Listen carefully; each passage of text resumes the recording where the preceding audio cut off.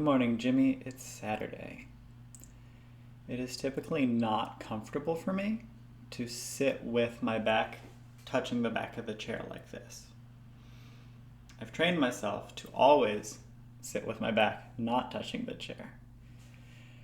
Several years ago, I realized I didn't have a good explanation for this.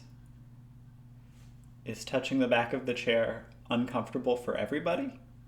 If that's the case, how come nobody talks about it? And how come they continue to make chairs with backs? Do I have an injury?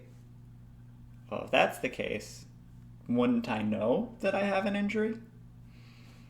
So I had a question, and I did not have a good answer for it.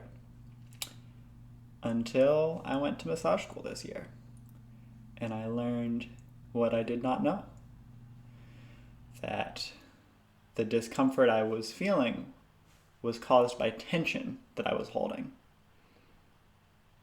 I didn't know that it wasn't an injury, it was tension. And I didn't know that it was not back tension, it was shoulder tension. That's insight number one. Insight number two. When I think about some of the things that I said around 2016, and when I think about things I've heard other people saying at various points in time, I notice a particular narrative where someone says, I'm not getting what I need, and it's not a lack of understanding on my part.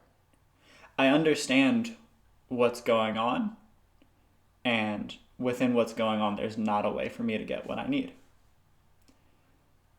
And I want to say to 2016 me, with all due respect, at 23 you don't know shit.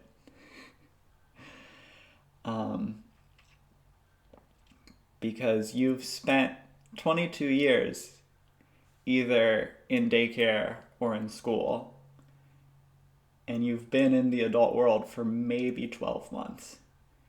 And it takes longer than that to acclimate to what is a very different world. Because when you're in school, you have relatively little responsibility for making your own choices. And when you're an adult, you are responsible for a much higher proportion of making your own choices. And it takes more than a year to learn how to do that. But it's easy. It's possibly part of the school mentality of having an expectation that you understand, that it is your job to understand, and that you get points marked off on the test if you say, I don't understand this. But it takes a while to understand what are my needs, what are your needs, how do we interact in a way that is caring for both of us, that creates a relationship with mutual care, and therefore a relationship with a lot of happiness. Insight number 3 regarding those needs. If someone asks something, makes a suggestion, a proposal, and you are a no, but you have a temptation to say yes, I think that it's probably going to be for the best to just say no, and you don't need to know why, to ask yourself why, to explain to the other person why. But somebody asks something and you're a maybe, and you have an inclination to say yes, that's a case where it's really worthwhile to ask yourself why. I know that I'm a maybe. Why am I feeling this temptation to say yes?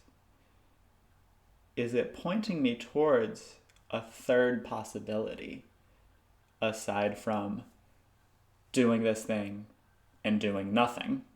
Saying yes, I'll do the thing, or saying no, we're not going to do anything. If you're inclined to say yes because you're wanting connection with this person, you can ask yourself, I'm wanting connection with this person. Is there some other option that I would be a yes to that would give me that connection? Jimmy, I hope you have a great day.